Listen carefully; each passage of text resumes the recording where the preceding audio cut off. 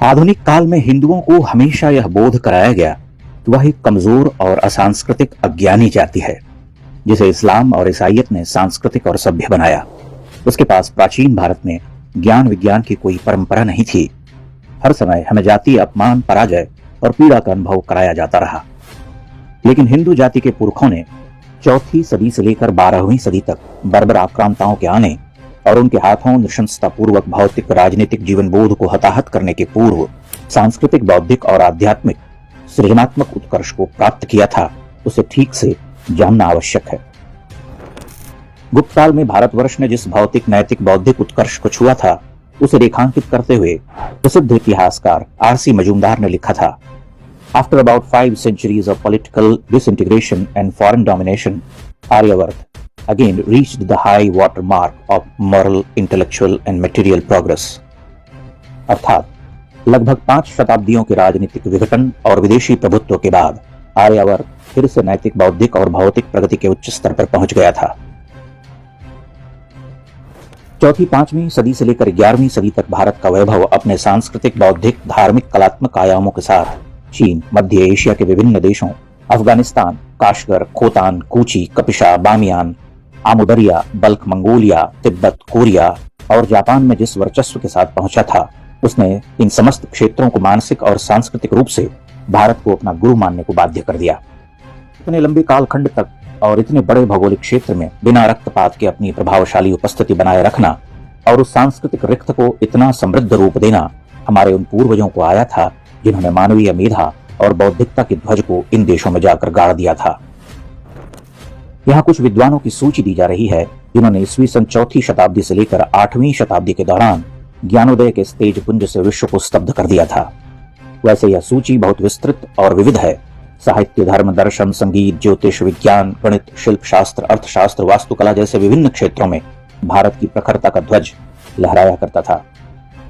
ये विद्वान धर्म, दर्शन और उसकी विभिन्न शाखाओं, उपशाखाओं के साथ साहित्य, कला, संगीत, शिल्प विद्या और स्थापत्य के प्रकांड विद्वान थे।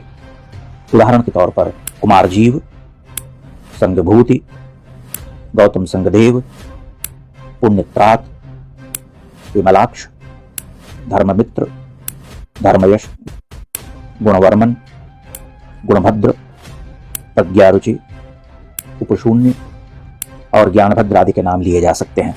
बोधि नामक एक भारतीय ब्राह्मण 581 ईस्वी में चीन से जापान गया था और संगीत की मुख्य शैलियों बोधिसत्व और भैरव को लेकर गया था। आज भी जापान में बोधि का दर्जा संगीत के आचार्य के रूप में समादृत है। ज्योतिष की 3 शाखाएं गौतम, कश्यप और कुमार चीन और जापान में तांग काल में लोकप्रिय हुई। चीन में नवग्रह सिद्धांत ग्रंथ को आधारभूत ग्रंथ माना गया। शिशु रोगों की चिकित्सा से संबंधित ग्रंथ रावण कुमार चरित का 11वीं सदी में चीनी भाषा में अनुवाद हुआ था। यह एक स्थापित सत्य है कि लगभग 600 वर्षों तक यानी 6 शताब्दियों तक चीन, तिब्बत, जापान, कोरिया और मध्य एशिया के विस्तृत भूभाग खोतान, तुर्फान, काशगर, शेन, येन, कूची, अक्सू, कारु, कपिशा, गांधार, बामियान आदि पूर्णतया सांस्कृतिक रूप से भारतीय प्रबोधन की संतति थे।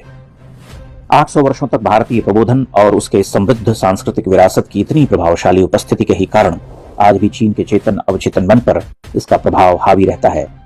इसे 2012 में बीजिंग से प्रकाशित होने वाले मुख्य समाचार पत्र में चीन सरकार ने स्वीकार भी किया था।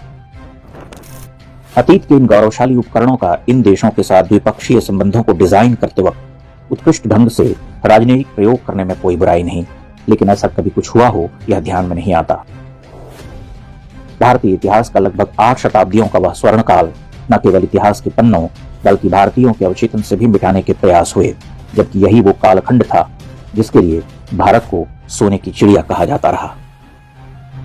समाज को समर्पित हैं। आप इनको डाउनलोड करके जैसे चाहे वैसे प्रयोग कर सकते हैं। चाहे तो आप हमारे टेलीग्राम चैनल से जुड़ सकते हैं। वहां सारे नए पुराने वीडियो आपको मिल जाएंगे। हमारे सोशल मीडिया लिंक हर वीडियो के डिस्क्रिप्शन में होते हैं। हमारा एकमात्र उद्देश्य हिंदू समाज को जागृत और एकजुट करना है। इसमें सहभागी बने। धन्यवाद।